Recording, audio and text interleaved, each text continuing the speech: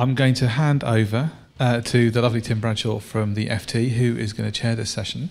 And please do engage and ask questions. The more you get involved in the session, the better it will be, I guarantee it. Tim, over to you. Thank you very much, Sam. Oh, crikey. Right, hi, I'm Tim Bradshaw. I'm digital media correspondent at the FT. I'm also at Tim on Twitter, which is probably the reason I get invited to this sort of stuff more. Yes, we're here to talk about me, the battle for attention. So we have a good range of expertise on the panel. We have, to my left, Tom Messett, who is Global Editor-in-Chief of Social Media at Nokia, which sounds a very grand title for a young man. So that is, so obviously Nokia sort of fairly much at the kind of bleeding edge of social media and engagement. Tom comes from a sales and process management background and previously worked at 1000 Heads, the social media word of mouth agency. We then also have to his left is Dwight, who is conversations manager at Yorkshire Tea. You may well have sampled some of their beverages from the truck outside, and Don will be giving us a short presentation about the value of that in driving, quite literally driving sales. I'm sorry, that wasn't on the script still. And then the final one is Leo Ryan, who is Group Head of Social Media at Ogilvy and Mather, and he joined there last year, and he previously set up RMM, a digital agency that has represented some clients that compete with Nokia, but I'm hoping we will be happy and cozy about it. The one thing we've got a fairly broad remit on this. If at any point you think that I am being either too lightweight in my questions or too detailed or anything, please do jump in. I will try and mix it up with some questions from myself, then some from the floor, and sort of go back and forth a bit. And I think we start off with Dom, who is going to give us a short 5-minute overview of tea. Just check on. Can you hear me through that? Yeah, great. So, afternoon, everyone. Did anyone manage to get a cup of tea from the van outside? Yeah. Lovely, great. His name's Little Ern, which is what we call him, although most people in the normal world just refer to him as that van. So, yeah, me, the battle for attention. It's quite apt for us to be here because Yorkshire Tea you wouldn't normally think of as being a speaker at an event to do with social media or anything cutting edge. You know, we're quite a small family company based in Yorkshire, quite traditional, but it's kind of mostly to do with serendipity and a bit of curiosity that led us into social media in the first place about a year and a half ago, a couple of years ago for Twitter. That we found that there's a reason why it's called social media, and the social part has an amazing kind of tie-in with what tea means to people in the world. So we've found social media to be enormously helpful as a way to connect with people. Anyway, what I'll do, some of this is going to be very basic for a social media crowd, but I think it's important that you understand how we got into the world of social media. So just to start really, in really simple terms, we, because we're a family business, because we do things slightly differently, a bit quirky, we go to some fairly absurd lengths to ensure that the tea tastes good. But the trouble is, when you've got all those stories, there's a limit to where you can tell those stories. We don't have the budget to tell those stories on TV, and when you've got 30 seconds on an advert, then kind of banging on about exactly how you blend the tea is not the way to get attention. Plus, on our packs, you've obviously got a limited amount of space on the back of a box of tea to tell a story, and we're pretty confident that people don't read that kind of stuff that much anyway. So we had a lot of stories and nowhere to put them, so that's what led us to start blogging about the kind of things that go on behind the scenes. You know, I'll work with tea producers in Rwanda, things like that. At the same time, we just started tinkering with Twitter. So that wasn't part of some grand plan. I was essentially allowed the freedom to go on Twitter and see what was happening because I detected that we got talked about. And it was a surprise to a lot of people at Yorkshire Tea that, you know, there was a kind of technorati who drank Yorkshire Tea. So we predominantly used Twitter for maybe the first 6 months, even the first 12 months, not to talk, but simply to listen and to find out what people said about us. And you know, if there was a TV advert, then obviously we could check what that did in terms of the amount of times we got talked about. So it was mostly about listening and gathering intel, which kind of makes it sound much more dramatic than it actually was. And that was probably about a year and a half ago. A year ago, we started a campaign. I don't know if any of you have seen this on the TV, but basically we took the Tea van that's outside Little Ern, we packed him on a ship and we sent him to LA. And then we proceeded to drive him around America to meet expats and Brits who were on holiday to bring them a proper brew. The reason why that's there is because what's really important, what I was saying about listening, is that's a massive thing we learned by listening in on social media, is that a massively sort of uniting factor amongst tea drinkers. They all had different takes on why tea was important, but one thing they all agreed on was when they were on holiday, it was hard to get a cup of tea like you had at home. And that insight, that sort of truth, was something that underpinned this whole ad idea. So the social media stuff fed into the TV campaign, and then when we took the van to America, we this thing on your right-hand side, the interactive map that we had, allowed people to see where Ern was going and pipe up if they were en route. So we had people like a lady, a Brit who she worked at the Smithsonian Institute in Washington, a museum, and basically said she runs a coffee morning. She'd love to make it a tea morning. If we're en route, could we call in and help her turn it into a tea morning? So, and those things kind of happened all along the way. We met Matt Goss, the singer from Bros. Don't know if anyone remembers him. My wife was really jealous that we were out there and she wasn't. He's now a singer at Caesar's Palace in Vegas, so we got to kind of bring him a cup of tea and interview him on the terrace outside Caesar's Palace. This is, you know, I don't know if anyone else is thinking this all sounds very surreal, but for me, being there, you know, monitoring it, it was quite a weird pinch-me experience. And we also, in LA, we met up with, I don't know if anybody watches the program LA Inc. It's very niche. It's a sort of fly-on-the-wall documentary about the life of a tattoo parlour in West Hollywood. We visited Dan Smith there, who is a New Zealand-raised but Brit-born American, who is mad about Yorkshire tea. So we were able to drop in on him and bring him a brew. And with each of these visits I'm talking about, we were able to kind of turn them into conversation topics and also short videos. So we were out there to film a TV campaign first and foremost, but the same crew who were filming for the TV spot were able to catch all this peripheral content and put it on our Facebook page. And that campaign has basically been our most successful ever. We've grown something like from about 11% market share to 13.5% market share in 1 year, which in this sort of climate is obviously good news for us. And also just in terms of the metrics for TV research, we definitely are starting to find that we're being perceived as a more modern company than we used to be. You know, we're sort of contemporary and relevant, which were all things that we hoped to achieve with the campaign, and social media integrations really help with that.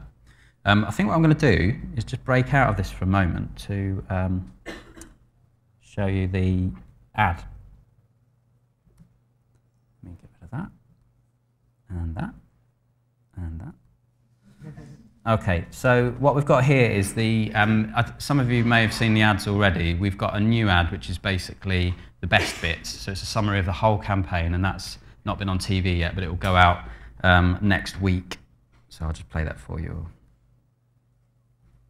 Learn. He's been on the road in America, rescuing Brits from terrible tea. Just like my nan used to make. And it was some journey.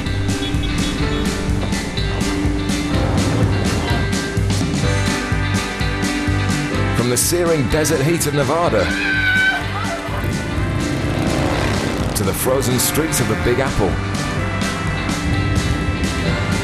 Proper cup of tea.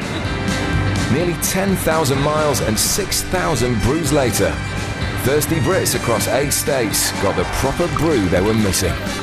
Thank you so much! We go to great lengths to make a proper brew.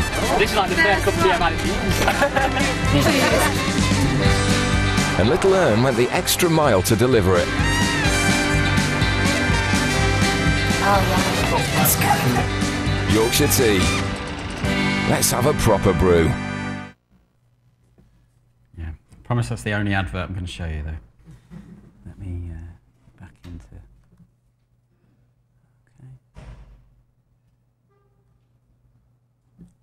Okay. So we learned a few things along the way. As I said, all those kind of meetings with interesting people got turned into films that were, say, 1 minute or 2 minutes long.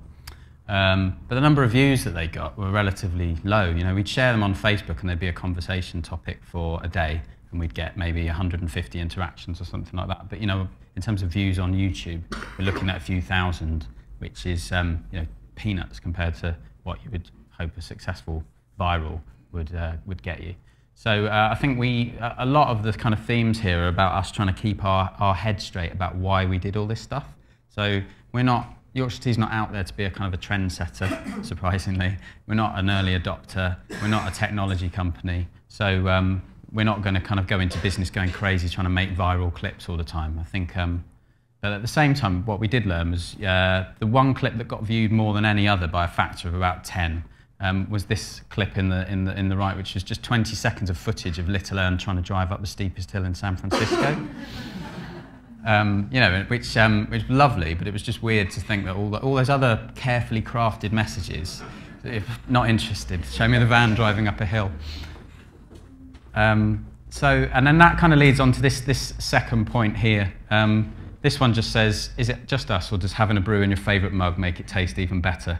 And it was 670 likes, 130 comments. You know, that's sort of 10 times the reaction we'd get when we try and say something like, I don't know, here's how we blend tea to get a tasty brew. You know, when you want to do a crafted marketing message, then surprise, surprise, people know what it is. And even if it is true and it is interesting, the response is kind of smaller than when we do these kind of simple chat messages. So we're not moving into the world of the kind of Andrex puppy saying goodnight to everyone on a Friday, which I don't know if anyone's ever seen that, but that gets enormous reactions.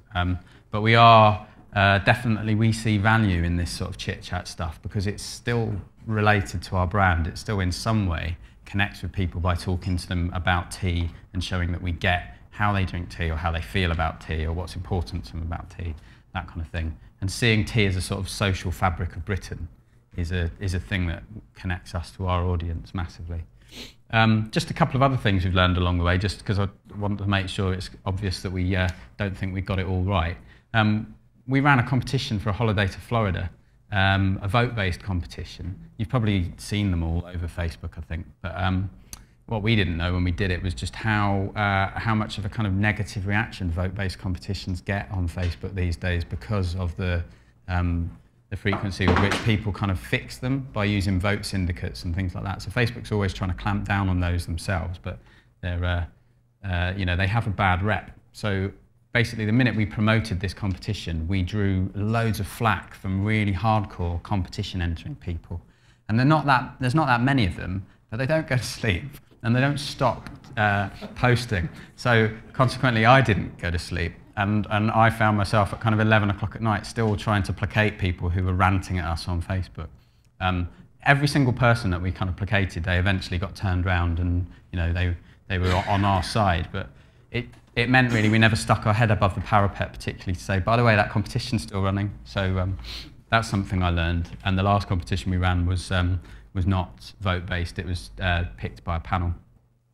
This fourth point, it's less relevant for you guys, but it's just something that we've felt is that we work with Wildfire I don't know if anyone here has dealt with Wildfire, the Wildfire app, which is just that promotions builder you can use for brand pages on Facebook and page builders and things like that. I've just found them to be a great company because they basically provide you with a series of templates so that brands can do a lot of the work themselves without having to go to an agency to pay a fortune for a bespoke thing to be built for them. It's still quite basic. So you do need to go to an agency if you want something like the map that I showed you earlier. But if you want to run a contest and you want something you can fix really quickly, then I just think there are a lot of interesting companies out there that are providing solutions that you can kind of do things quite cheaply and quickly with. So just another quick one. All of this stuff really has just changed our approach to how we communicate with consumers and how we see ourselves in the world of conversation. You know, once upon a time, you'd have basically had your brand and a message going directly to the consumer and hoping it would go in and pushing that message to them and hoping they hear it. And now we kind of recognise that it goes back, so the consumer speaks to us, and we'd be stupid not to listen and pay attention to that. And also realising that we get talked about an awful lot, or our category gets talked about an awful lot, and we're not involved in that conversation. We might just be the subject. And it's sort of recognising my stupid job title of conversation manager is born out of the idea that we recognise this whole idea of the conversation now, and that we're simply an element of it.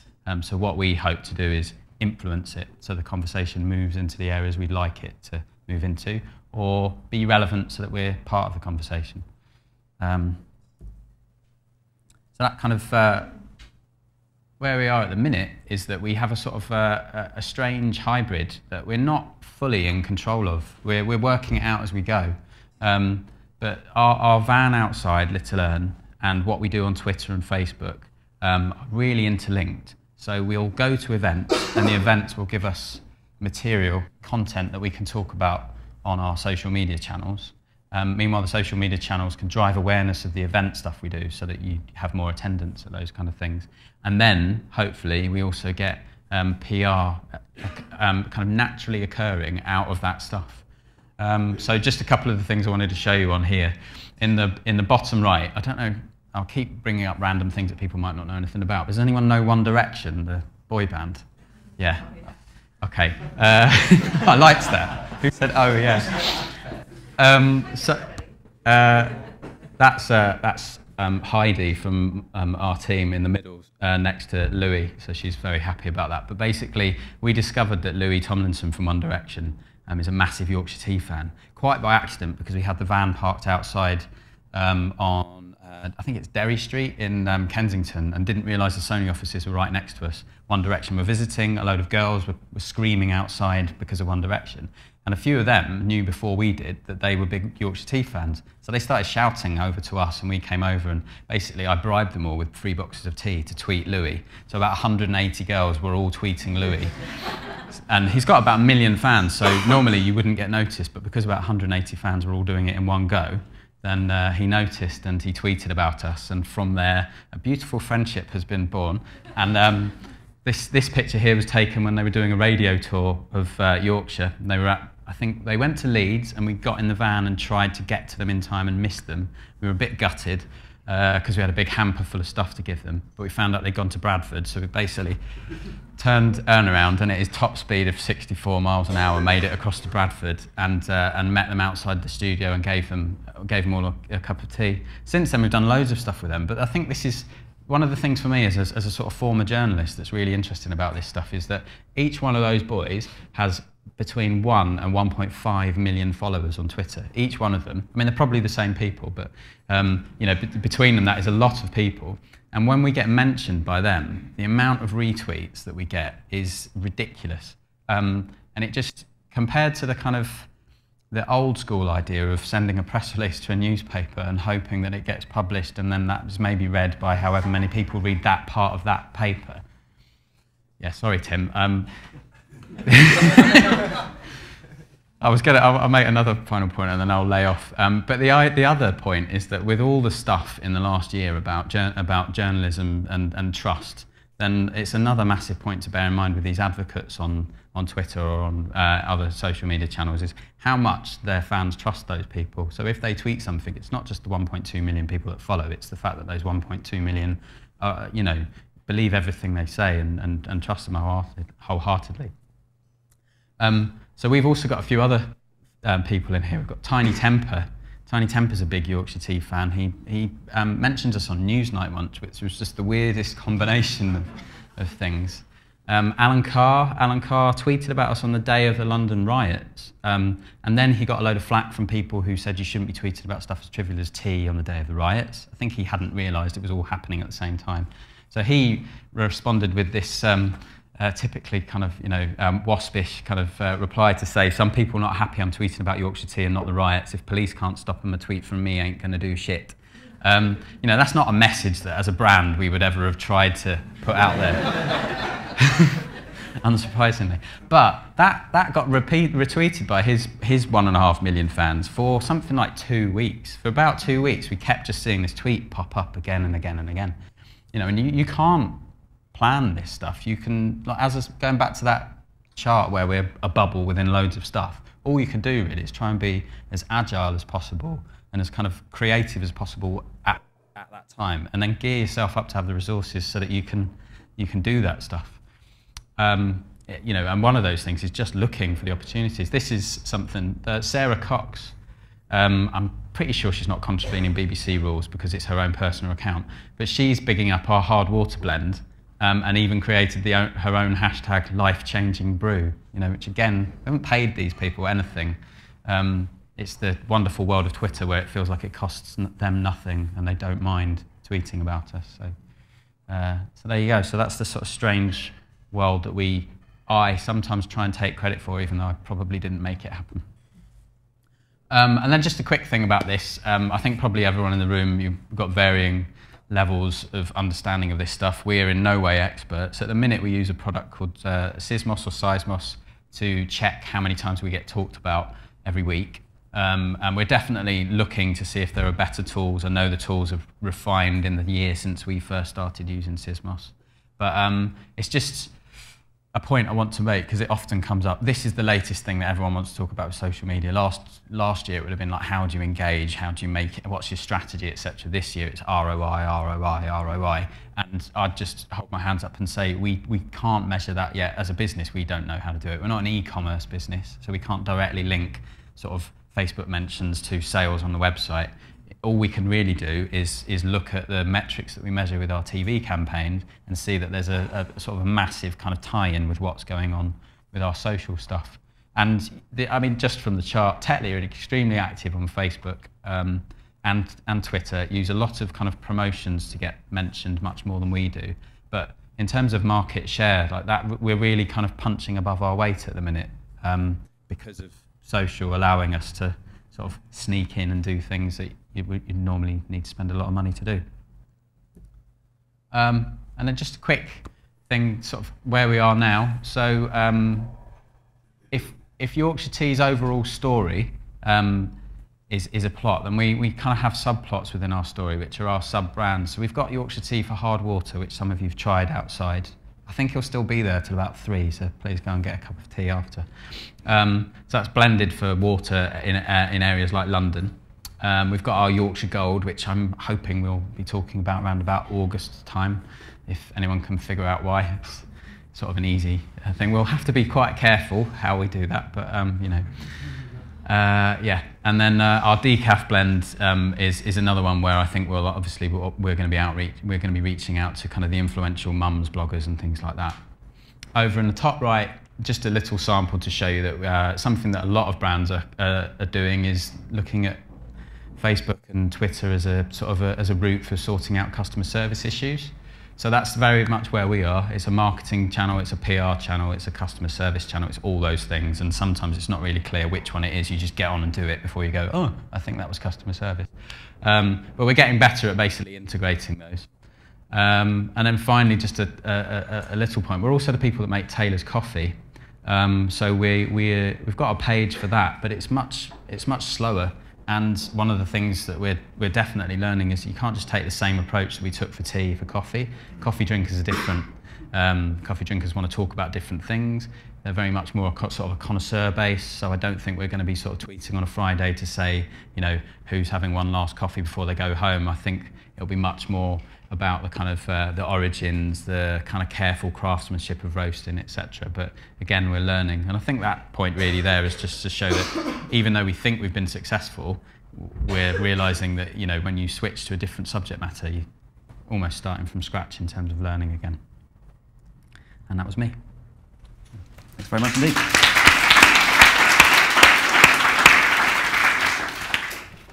Great. Thank you very much indeed. Can I sort of start with a couple of questions, sort of taking off from that, which I sort of to you and your colleagues. Is there? You say that you sort of can't. You find it quite difficult to measure the ROI side of things. Do you measure the kind of cost that you put in? Is it an expensive endeavour, or next to the sort of cost of making a TV ad with a good agency? Is it? Yeah, there are. I mean, we do buy media on Facebook, so we do, but it's relatively low. You know, you're probably talking kind of like 15 grand chunks of advertising and things like that, which compared to TV, you know, is almost infinitesimally small in comparison. But yes, so we can kind of measure the return we get on small chunks of advertising, and then in terms of what I cost and what my team costs. I was going to ask you for your wages. But yeah, we are. I think that the tricky part we've got at the minute is it is completely integrated, and the other way of looking at that would be to say it's messy. But you know, there are lots of things that we do that are probably stuff that's taking the weight off a different department. So at the minute, although you could kind of work out what it all costs, you'd have to also start to look at other departments that were benefiting from it and things like that. Does that affect, if you started to spend more on paid ads or hire more people for your team or whatever, is that, I mean, how much sort of intervention from your kind of finance department do you get on getting sign-off for that? Or is it kind of, oh, it's Twitter and Facebook, it's the hot thing, so just go nuts and see what happens? We're relatively free at the minute because the amounts of money are quite small.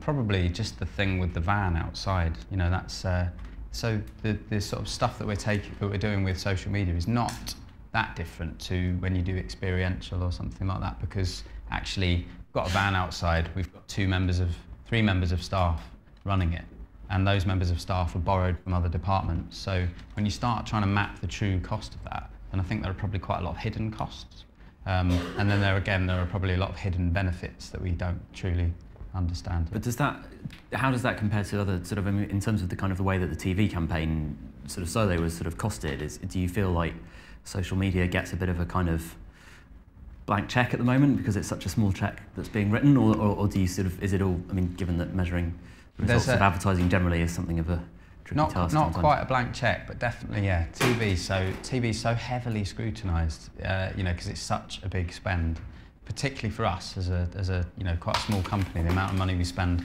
for advertising Yorkshire Tea, it's still tiny compared to what PG or Tetley would spend, but it's big for us. So, you know, TV campaigns will be sort of scrutinised by our board. There'll be all sorts of proposals that will go backwards and forwards. There'll be, you know, enormous amounts of research to look at the metrics afterwards and determine which thing was the most successful. And I don't think that it's right that social never gets to that place, but it would be a bit of a joke if we tried to do that now, because there's so many unknowns. So it's not quite a blank check, but it's okay. And Tom, Nokia has been doing this maybe a bit longer, and you've been doing this a bit longer. I mean, how does that compare with your kind of approach? Is there a more kind of rigorous approach to signing off the numbers, or? Oh, there absolutely is. Within Nokia, I think, particularly the way, you know, as we change as an organisation, and we're changing very radically, as a lot of in this room will probably know, as an organisation right now. Thanks.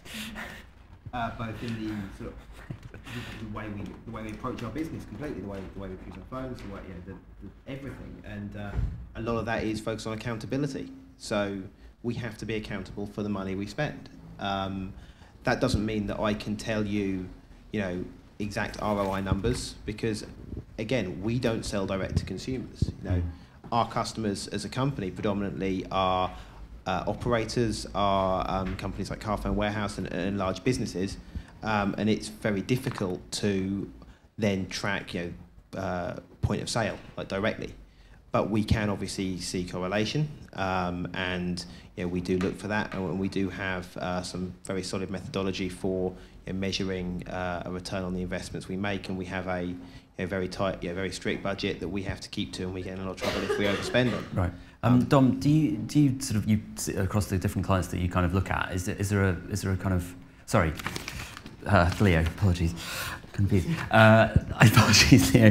Do you see where does that kind of balance lie between people that are still just kind of keeping going and hoping that something good comes of it, and those that are sort of running the spreadsheets pretty hard? I think it's fair to say in the current environment, no one is really just having a punt. Everyone's watching it. You know, every penny that is spent is watched fairly closely. But I think it hasn't always felt like that, though, even in the last couple of years in social. Yes, we're late to the party. I think the 80s were when it wasn't scrutinised. Dom's point about the benefits and the cost being widely and discreetly distributed, I think, is a really good one and worth drilling into a little further. Because I think, and apologies to Sam and the organisers of Social Media Week, but I think appending the word media to social has been one of the most unhelpful things you could possibly do, because immediately we equate it with, well, we spent that on social media, we spent that on TV, what's it doing in terms of reach? Well, not a great deal, because social media is very hard to achieve huge reach through, as you said. You don't expect an enormous viral to take off from little bits of content. I saw an example of a utilities brand who they put a value against the view of each self-help video as being a cost they don't get to their call centre on how to fix something. Now, normally that's a view, and a view clearly is media, and media clearly is versus TV. There's not an equation. So I just think it's more useful to look at what are the costs and benefits to the business rather than the costs and benefits to our awareness or brand perception. Yeah, I really want to pick up on that point on how we measure. We don't measure directly in terms of reach and media. Reach and media is a metric that we use. But one of the sort of points I want to make is it's kind of like putting an ROI against having a telephone in some respects. It's a really, really old adage, but it's true. We don't. The insight we gain from having we have big screens up all around Nokia House showing the latest conversation in social, and the insight gained by the teams who sit in the product development units and who can see, oh crap, I coded that and that isn't working and I need to fix it, is worth far, far more than you could ever equate to a media view versus a YouTube view versus a Facebook fan versus whatever. Right. It really is a very, very different model, and it has to be looked at in much more depth. And we're nowhere near, even we've been doing this for a long time now. We had our first social media workshops and guidelines back in sort of 2003 kind of time, back in the days of forums, before Zuckerberg had even gone to Harvard. And we're still nowhere near it, and it's going to be a long time before I think we get there, before any brand gets there. One of the other things I was just going to pick up, Dom, sorry, on your presentation, was the sort of the negative reaction stuff. Was there anything else that kind of attracts the wrong source of attention? And the sort of same goes for both, all of you really, that the sort of what things that other people might want to kind of learn to avoid the trolls. Yeah. Do you need to grab a mic? Sorry. It's mine. Oh, are you still Are you on still there? picking me up on that? Yeah, I'm fine. Oh, okay. Sorry. Right. Yeah, just to confuse you. But when I mentioned Matt Goss, I stupidly said, we're meeting Matt Goss, who wants to hear what he's got to say? And I shouldn't have worded the question that way, because obviously for all the kind of like 30-something ladies who fondly remember Matt Goss, there are quite a lot of other people who just either don't know who he is or hate him. And that question drew those people out. Another thing that I kind of rue the day that we did it was David Cameron came up to the Yorkshire Tea factory on his Prime Minister's Question Time tour. So he came into the factory and did a kind of round circle. Members of staff from the factory could chuck him any questions. So, whatever you think of him, the idea behind the day was a good idea. Gave people the chance to put a question directly to their Prime Minister. But the way we pitched it on Facebook was to say, David Cameron's here. And I think probably a bad exclamation mark decision meant it sounded like we're having a party, David Cameron. And unsurprisingly, I spent the rest of the day basically trying to assure people that we weren't, a David Cameron fan club and things like that. Right. So, yeah, absolutely. So I guess the lesson there was just not having our head turned by all these kind of exciting possibilities, and remembering that the audience we've got are there because they want to hear us talking about tea, or they want to connect with other people who love tea. And if we veer too much off that, we often get slapped down, basically. Yeah, we struggle with the same thing in terms of audience. And the big challenge I have is running the global Nokia Facebook page. Has 7 million fans from across the globe. Is managing languages, managing the differences between what an Indian person will want to hear about and the different products we sell in those markets compared to what someone in Europe will want to hear about. But the biggest challenge that our team face, in my opinion, isn't like when to engage or when to work with somebody or when to help somebody. It's actually when not to, like when to hold back, when not to say something, or also when not to actually react to somebody. A lot of the time we get very vicious trolls. The internet can be full of fan clubs. There's the Apple fanboy club, there are Android fanboy clubs, there are Nokia fanboy clubs, etc. you can easily get drawn into conversations where you can't win that fight, where you're not gonna come out looking good as a brand, whatever you say. The biggest challenge that we have, and it is the biggest challenge from like the guys who actually run the page day to day, is literally when not to engage. So how do you make that call? It has to be done on a case-by-case basis. We Right. have a general set of guidelines. We use technology. We're engaging at real scale. We want to engage with individually. We use our care team, but we have 7 million fans on our global page, 14 million fans globally when you include our local pages, several million followers on Twitter across all our different accounts, hundreds of thousands of blog views every single day, and comments in the hundreds. So we're really looking at scale. So we use a tool called Crisp Thinking at the moment, which we're trialling on a global level, which was actually developed for finding. It allows us to prioritise what content we need to engage with, so it prioritises the really urgent stuff to the top using semantic algorithm technology, which is really, really cool. We've been testing that, so we have to use technology, but also we use guidelines. So anything that's foul and abusive language, no, we ignore, for example. And we also look at the history of that person, so we keep very good sort of CRM and knowledge of who we've engaged with previously. And if we've been engaged with a person for a long time and we feel that, and we can see that this person is trolling, then we look at how we ignore that person. We even look at how we can ban that person, who's adding value to the community. We have to think, the biggest thing, and everything we do is grounded in the one insight that we have to add value to the community around us. And the people who are in that community have to add value. And does that to work then? Does it, I mean, if you deprive them of oxygen, do they go away, or do they just keep? Yeah, they go. The way we look at it is they get bored before we do, Right. and we've seen real success there. It seems really blunt, and it seems it's something that's quite uncomfortable and that can even be seen as grating by some people. Like even in my organisation, I get criticism for it. But the difference in the type of community engagement we've seen since we've changed the way that we engage has been massive, and it also allows our team to prioritise time because we do have limited resource. I mean, we've added 2 million Facebook fans since January 1st. I can't just hire more community managers all the time, or I don't have the budget. Yeah. So we have to really cleverly prioritise and manage how we engage personally at scale, and it's a massive challenge. Leo, do you want to comment on that? It's surprising how frequently common sense is really useful in these situations. If you're standing at a pub in Chelsea wearing a Fulham strip and there's some hammered guy in the corner screaming abuse at you, probably a fair chance you're not going to turn him around and have him supporting Fulham. Real world common sense usually does apply online. And I suppose in terms of things to avoid, I absolutely agree with Tom that sometimes restraint is far better than any kind of proactivity, and especially if you're new to engaging with an audience online. Brand managers and boards might be surprised to find that there are some people that don't actually like what you do. And if you're a large multinational corporation operating in numerous markets with numerous products, every now and again there are going to be things you do that some people disagree with, and some of those people are online. But if they've got 12 fans, you don't need a crisis plan to deal with them. You can probably just ignore them. And often the loudest voices are the most marginalised and cranky and can just be left to their own devices. Doesn't require an all agencies meeting, I've found. The other very brief point there that we've found, particularly since we've changed the way we engage and stopped engaging with ourselves, we get a lot of cases where the community deal with it themselves.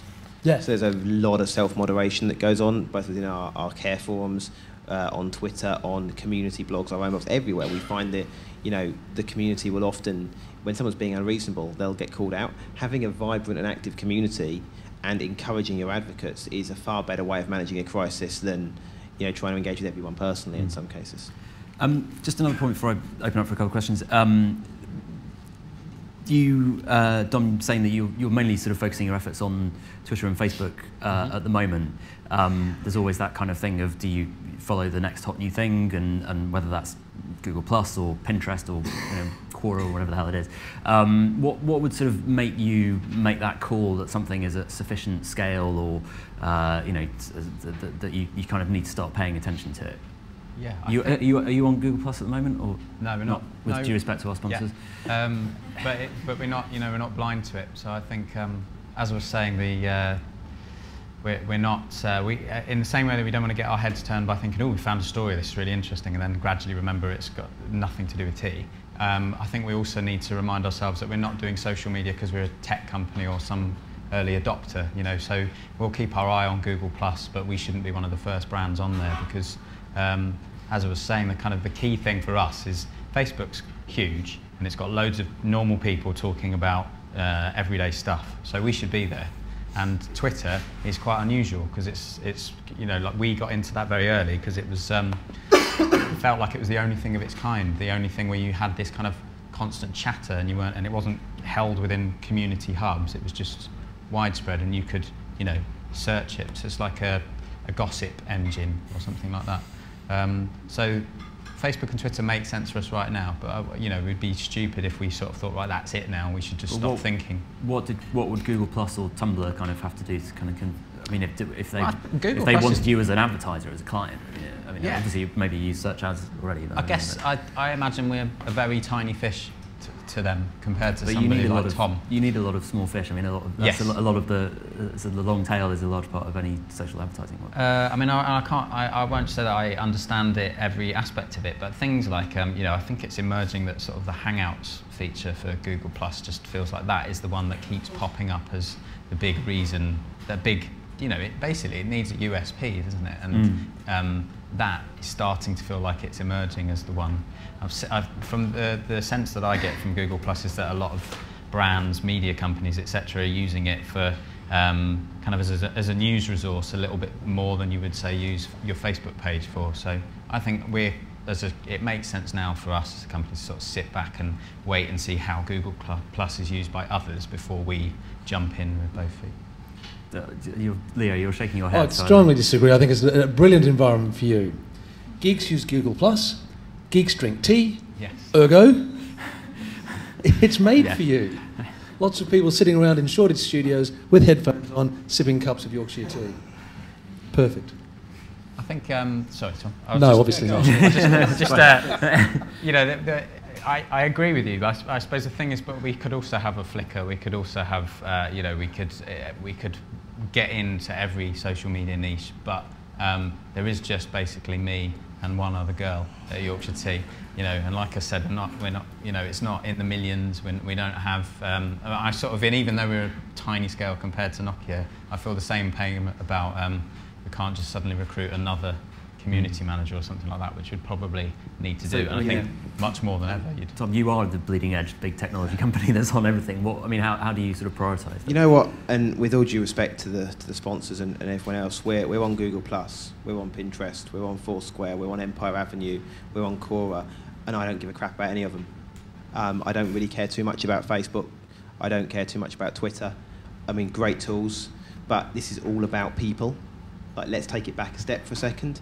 Who remembers MySpace? I was talking to someone outside earlier who's talking about relaunching Friends Reunited. You know, the platforms will come and go, they'll change. Yeah, we can talk, there's a whole other discussion about where the platforms are going to go. But let's be realistic, like, the best thing that we do for our community is about actually creating advocacy across any platform that we're on. The best and biggest things that we do are the lending of devices to bloggers and to advocates, be they guys who create YouTube and Vimeo content, be they guys who take amazing photos on Flickr, or guys who write tech blog reviews. You know, there's all this stuff talks about how much time people spend on Facebook, how you've got to be on Facebook because everyone's there. If we actually think about how we use Facebook, I just have it open in the background all day. I spend a lot of time on it, but I'm not on it all the time. If I want to find out about a brand, if I want to find out about what camera, what phone, what laptop, what car I should buy, I Google it. I find it's not about what's said, it's about what's actually read, and it's about finding and engaging with those influencers. So everything we do, and we're spending a lot of our time, a lot of our money on creating the tools, the advocacy relationship management system. There's a new thing, forget CRM, it's all about ARM. You know, how do we manage those people? Sorry, that's what we want to do across any platform. Having 7, 10, 20 million Facebook fans is nice, that's great, but it's vanity, you know, the sanity is in advocacy. But as you say, if the place that you go to find information about a product is Google, and Google is now integrating Google Plus very prominently in search results, does that not force your hand to spend more time there? Yeah, no, I mean, I made a really blanket statement. No, but it's fairly accurate. That's what I do. We do use Google. We do use Google Plus cleverly. We're integrating, you know, Google Plus buttons into our .com sites, into our blogs. We're integrating. You know, we're using our channels there, but also, you know, by having I know that of all the top 100 tech bloggers, 99 of them are on Google Plus, and when we make sure that they're getting our stories, getting our stuff, they're using Google Plus to spread that message. And we're also using the new Facebook F8 API to add different types of buttons and so on to our .com sites and so on. And we want to be at the bleeding edge of that, but the key for me, and the really interesting thing is, we're at a point where we're known as a brand, everyone knows who Nokia is, but particularly in the Western markets, we're not so in the conversation. Like, we're not at that consideration phase so much. So our big challenge is making sure that those guys who know about us and who are interested in us are not just online, but are down the pub talking to their mates. We've all got that mate who we go to when we want to buy something. I want to buy a car, I talk to my mate who's a mechanic. I want to buy a phone, I talk to my mate who's into tech. We want to make sure that that guy is going, yeah, I've been reading the reviews on blog XYZ, or I've had a play with this new Nokia Lumia, it's amazing.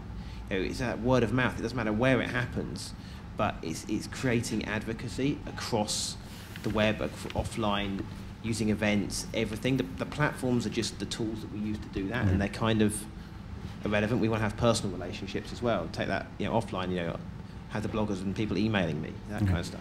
Leo, do you take that approach as well, or do you have a sort of a checklist of which when Google Plus crosses 100 million users, you'll start talking more to clients about it?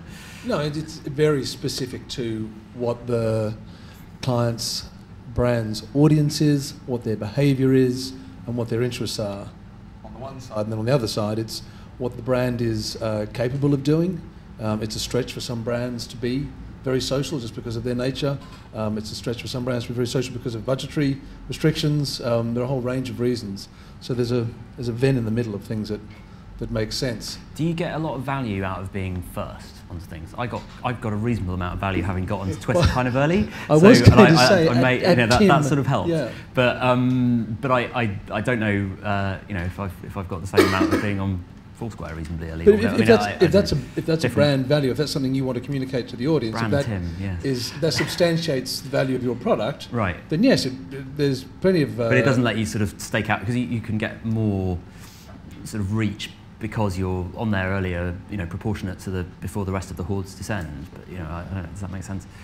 I may not be talking any sense. No, I don't necessarily think that equates. One of the clients we work with is Ford. Ford sees themselves as a technology company, and so they are very aggressive about they're one of the first brands to be in Google Plus. Now, is their audience there necessarily? Well, yes, absolutely, a subset of it is, but also their audience is watching TV, and they buy a lot of TV advertising. But there's a lot of kudos and a lot of sort of brand value and brand reinforcement in being one of the first ones in Google Plus. It says something about them and their approach to technology. Okay. Should we ask some more questions from the floor? Does anyone have anything they wish to put to the panel? Anyone before I go back to my long list of questions? There's one at the front here. There's a mic on its way to you in 3 seconds. Oh, there's one at the back. Hi. Sorry. Do you think TV advertising spend will increase with smart TVs coming in now that you'll be able to model the attribution far better than you currently can? Okay, smart TV. Not immediately social, but yeah, go for it. Yeah, it's actually is kind of a question on I went to talk a few years ago, look at dual screen technology and how to integrate what's becoming smart TV with actually what you're doing on your laptop or your iPad or your phone, which is pretty cool stuff. What I think is with TV that's interesting is I was just thinking the other day, how long until TV schedules just die? How long until the only things we watch on TV and live is the stuff that's actually live, like football matches and the Olympics and that kind of stuff? And I think when that happens, print and sort of print media's gone through a really big transition phase as ad revenues have dropped, a lot more freemium models because they just don't have that anymore. I think TV is kind of needs to go through that as well, and I think I don't necessarily see TV ad revenues going up, but I see the model for the way in which we all just consume all of our media changing pretty quickly over the next 5 years, and I think TV is going to be the day of TV being the centre of the living room is probably numbered, in my opinion. At the moment, it's holding up very well. TV viewership has not fallen as a result of the rise of Facebook. I don't think the viewership will fall, but I think the way in which we use it will change. Right. I think the way that we, instead of us sitting there and watching a schedule, instead of me watching EastEnders at 7:30, we're already getting to a point where with TiVo and everything else, I can watch that whenever I want, and I can skip past the adverts on Coronation Street, for example, You know, how long until advertisers start realising that 40% of their viewership is actually fast-forwarding the ad? Leo, I mean, does that have a big? I mean, a lot of your clients talking about this at the moment. Is it something that they're concerned about?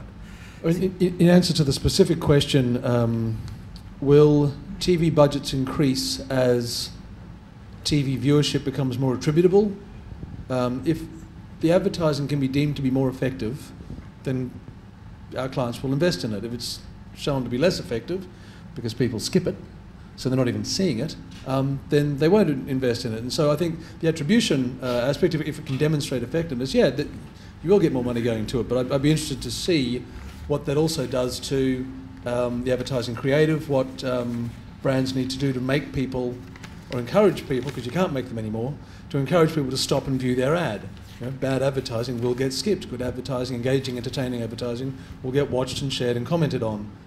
So maybe a more optimistic question is, will TV advertising get better as it becomes more attributable? God, I hope so. Yeah, I think all I was going to say about that is if you, the budget, I can imagine many more companies deciding to advertise because they have more confidence, because things are more attributable. But if you look at how people spend money on their online ads, then we can do things like spend a 15 grand chunk on advertising, which is peanuts, but it's very targeted. You know, in the next couple of weeks, the van is going off to Scotland. You know, we're going to start trying to talk to Scottish fans about Yorkshire Tea, and we can absolutely just advertise in Edinburgh for the weekend that the van's there. And that kind of hyper-targeted stuff is actually really cheap. So if you've suddenly got an option, rather than spending many, many thousands on casting your net really wide because you basically don't know where it's going to succeed, and you can spend less on a very targeted thing, then in that way the budgets will go down. But at the same time, the confidence that other brands have about how effective it might be would mean that budgets go up. So I think basically the point that you were making about freemium, etc., I don't see a switch to one completely new, different model. I just see exactly what's happened with print, which is fragmentation and kind of crazy creative mess. Great. There was another question here at the front, I think.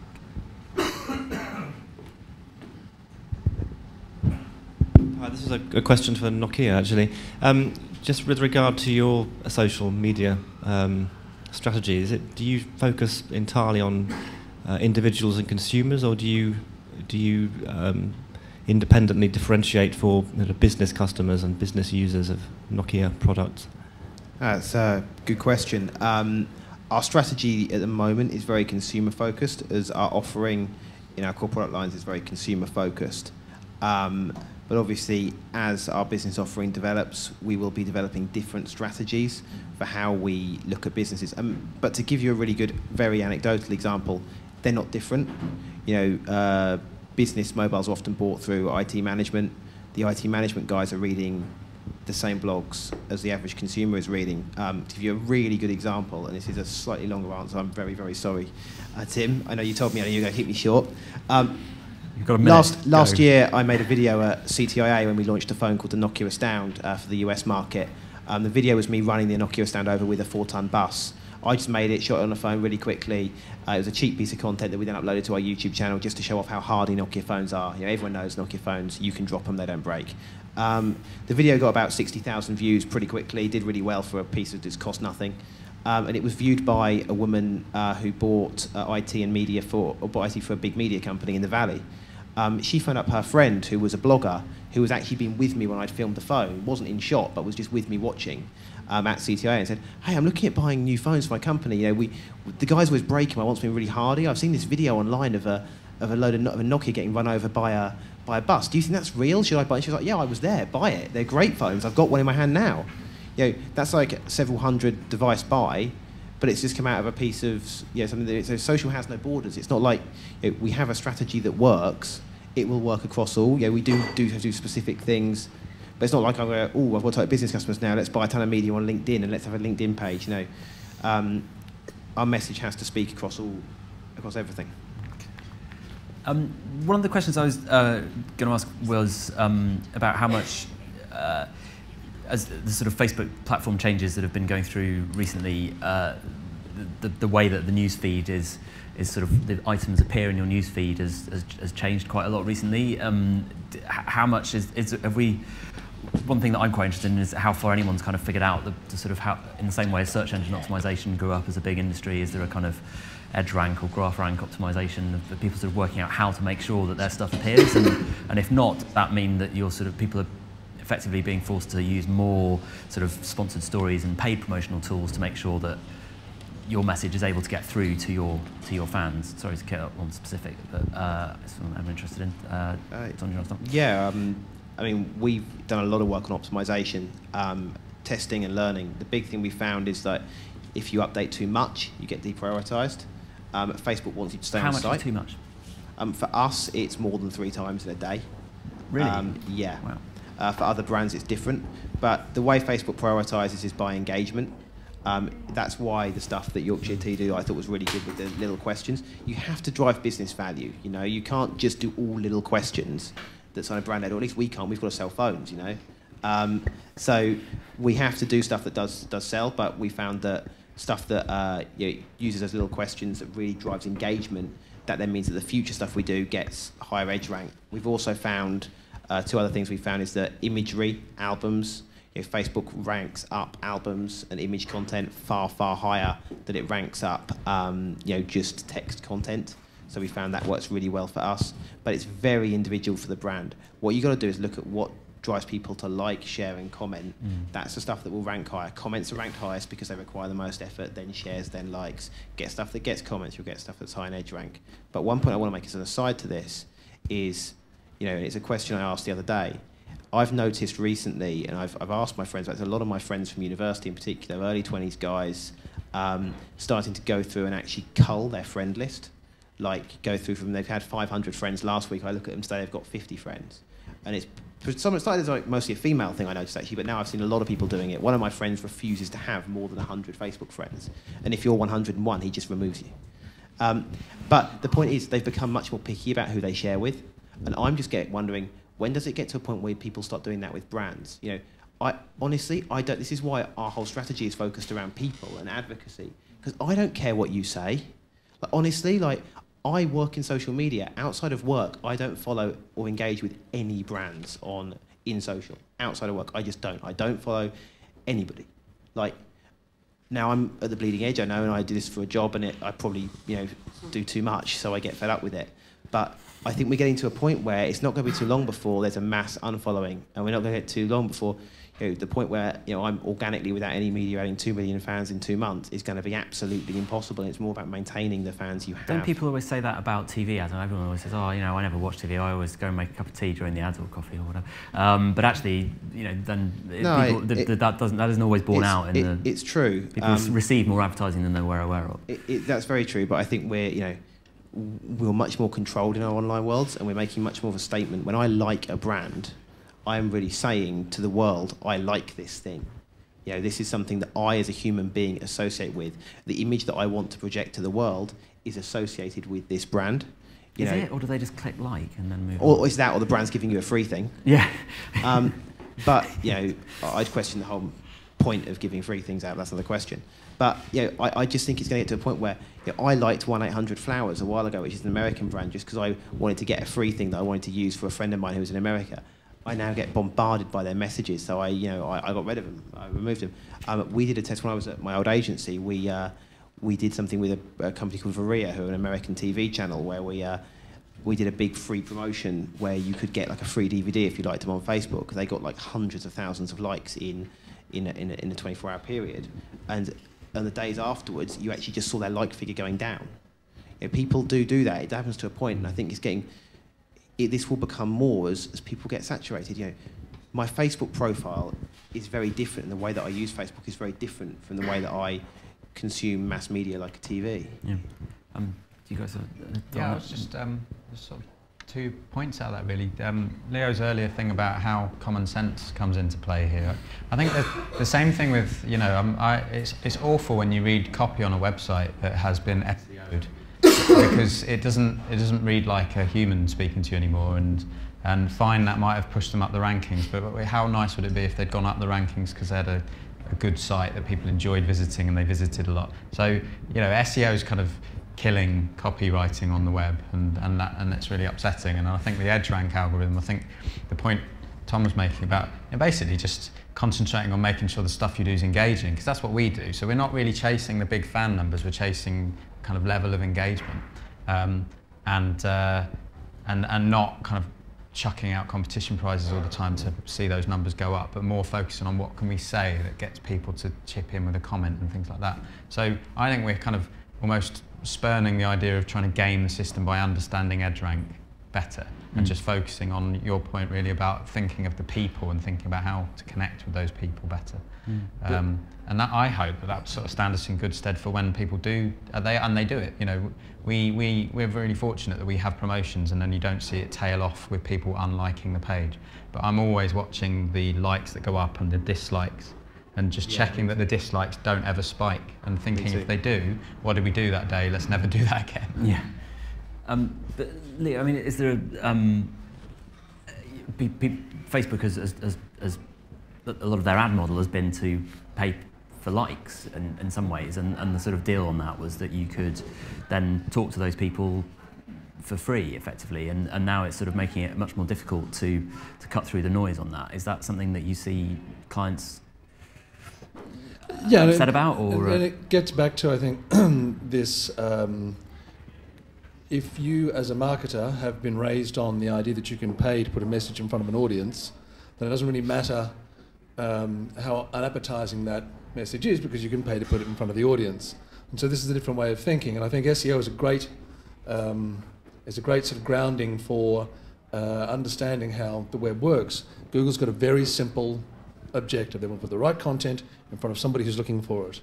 So if you're making the right content, describing it in the right way, tagging it up and being as useful as you can, but making the right content for an audience looking for it, Google will, obligingly, put it in front of that audience. All Facebook is doing is exactly the same thing. And Tom said, you know, the trick is to make stuff that people will like, comment, and share. Other words, be engaging. And, you know, good stuff does well, bad stuff doesn't. If you're making good stuff, you know, but it is common sense, and I think it's not as easy as it sounds, though. I guess it's not as easy as it sounds. Especially if you're in a big... your mindset is no brand messages. My brand values are what gets through. Probably not. Some information the audience or the participant wants to see and do something with, that will probably get through. Yeah. You know, I think our grandmothers know a lot more about this than we do, because they're not, you know, it's just be nice, be polite, respond, all those sorts of old-fashioned values are really, really important. Any more questions in the audience that I can see? Okay, another one from me then. Does anyone have a long-term strategy in social media, or are we all just making it up as we go along? Yeah. Thanks.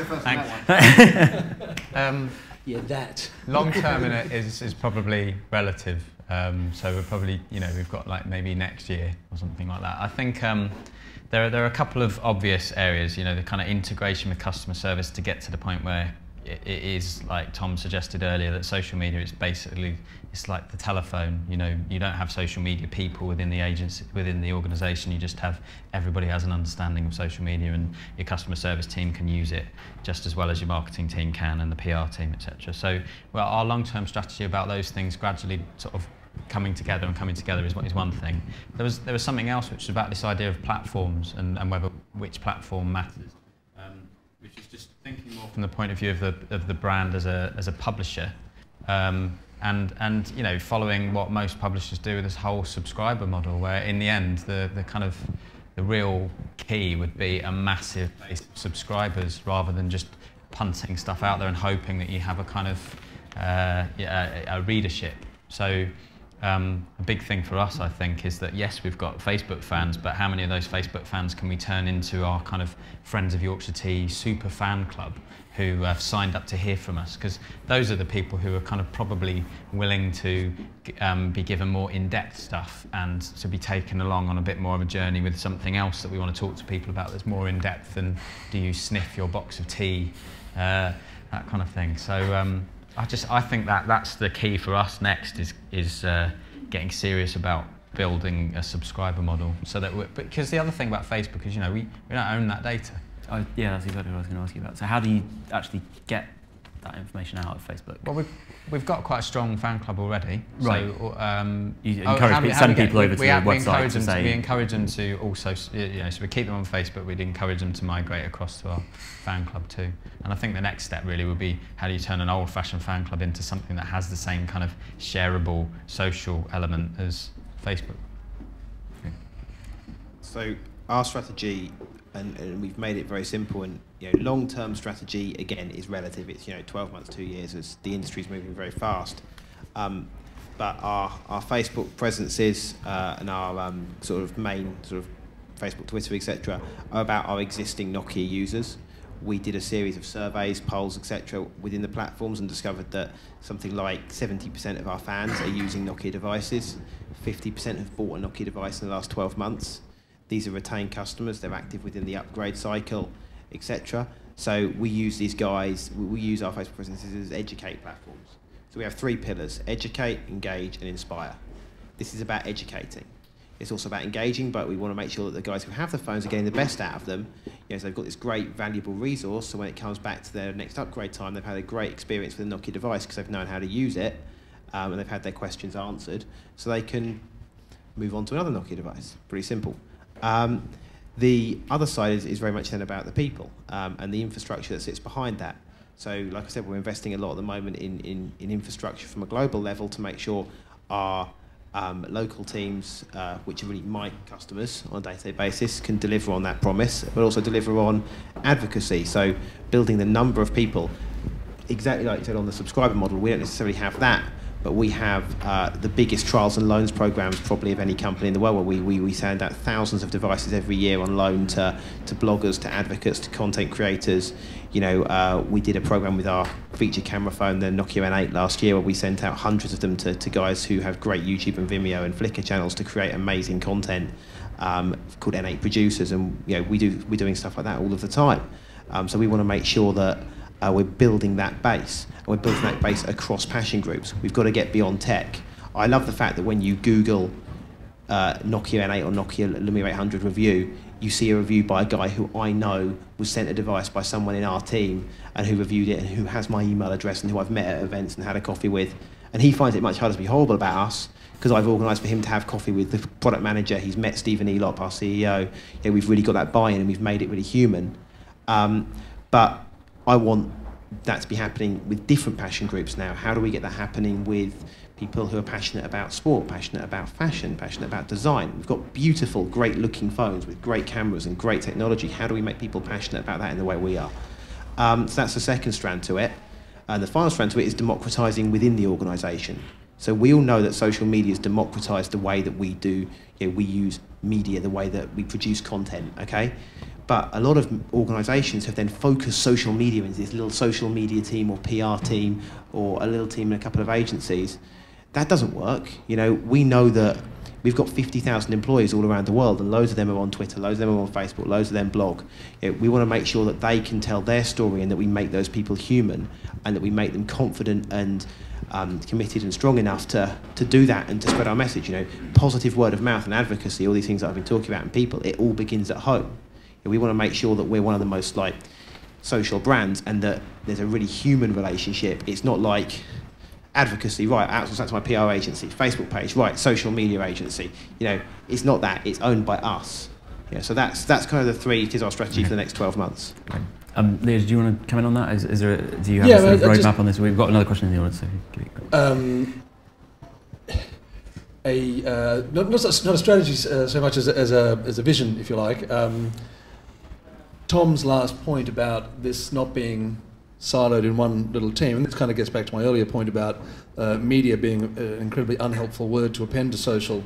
I think Dom's diagram of all of the interrelated stakeholders who are across all aspects of the business, both internally and externally, is the reality of what social technologies are doing to business and how consumers are engaging with brands. And even brands is not very helpful, because it's to do with supply chain, it's to do with their CSR record, it's to do with their human rights, it's the HR, everything. It's through the line. So I think taking the lessons that you learn on Facebook about good things do well, bad things don't, and then extrapolating that through your organisation and understanding that participatory and democratised behaviour is going to benefit you in the long run, and closed and insular behaviour is not. I think that's the long-term vision for businesses adopting social, all the things the Cluetrain Manifesto spoke about in, what was it, 1985? Is it that old? None of this is remarkably new. The promise of web technologies, the promise of distributed information, distributed power, was we'd all have a greater say in how things move forward. I think if companies could acknowledge that and work out how to use it to their advantage, that's the long-term strategy. Okay. I'm getting the sort of windy uppy sign, but just one more question from the audience would be great. There's a chap here in black. Has he got a mic? Or, yeah. Yeah, that distinguishes him from everybody else in black. Oh, sorry. Much more this hurtful. I suppose a wrap-up question, really. What do you think the most interesting new developments are taking place in the social media sphere at the moment? And therefore, in effect, what are we going to be talking about this time next year in terms of social media? So, for me, everyone's looking at me. There's no way I'm taking that first. Yeah, for me, it's all about infrastructure. From a brand perspective, I have no idea how Pinterest is going to do. Is it going to be a flash in the pan, like, quite frankly, I think Quora was? Or is it going to stick around, like Foursquare did? We don't know. Who saw Twitter coming is always the answer to that question. Nobody. It's all about what you have for breakfast, but holy crap, now loads of brands are on it. No, I don't know that, but for internally, it's infrastructure. We're a 50,000 person company. We're trying to democratise with another organisation. We operate in more markets than McDonald's. We need trusted, valuable infrastructure, and it's not off the peg stuff. Off the peg stuff is just not good enough. The infrastructure that's available, the tools that are available for managing this on an enterprise level, in my opinion, are nowhere near good enough at the moment. It's great to see Salesforce investing heavily, buying Radian 6 and doing all of that work. It's great to see other great providers. Wildfire, someone who we've investigated. We use a great tool called Engage Sciences that we're developing stuff with them, and we're developing some of our own bespoke stuff internally that I can't really talk about yet. But you've got to be building proper infrastructure at an enterprise level if you're dealing with clients that work on our scale. That's where I think we should all be focusing. And I think, to be honest, a lot of agencies are not quite getting their head around that in the way that I would like at the moment. Yeah, I think hold my hands up, and obviously I would defer to Tom as a kind of he's going to be much more in touch with where the cutting edge will be next year. But I just feel like that emerging point from today about the potential weariness of consumers. I feel like that's what, I don't really care if that's what forums will be talking about and conferences next year. I'll be talking about that because that's the bit that actually matters. Are people listening anymore? Are we relevant to them anymore? And one thing to add, Hindi and Mandarin. Yeah, very good point. Yeah. Yes, the rest of the world. Leo, do you have any final thoughts? Oh, I feel like I should just say plastics, my son. Plastics. I think, so everyone's very excited about Pinterest being for a female audience. Wow, it's the social network for women. Because I think the profile of women on Pinterest is it 54% versus whatever the leftover is for men? So that makes it a female. So I think the dumb approach to all of these platforms of, it's for X demographic, or they do that on it. And this is really in support of Tom's point, bespoke solutions that are intelligently applied to specific problems for specific audiences, I think we're going to see more of. And I think if we don't, then we're going to see what Dom mentioned, which is fatigue. Just keep being hit over the head by the same moronic approach from every brand is going to grow fairly wearisome. So I think, fatigue and hopefully the alternative to that, bespoke smart solutions. For my 2 cents, the most interesting thing for me is that this time next year Facebook will be a public company. How does that change how they hold themselves? And there's a conference coming up at the end of the month in New York where they're going to unveil a whole new load of ad formats to try and sell us even more stuff on Facebook. And will that, to exactly the same point, will that get people weary? The other thing is I think Tumblr is quietly really huge and not really being taken that seriously by very many brands, but then that's partly because Tumblr themselves are not that sort of, they're sort of rolling with it at the moment rather than controlling with it, I think. But yeah, anyway, that's my 2 cents at the end. Thanks very much indeed to all of our panelists and to the audience for your good questions. Thanks very much indeed.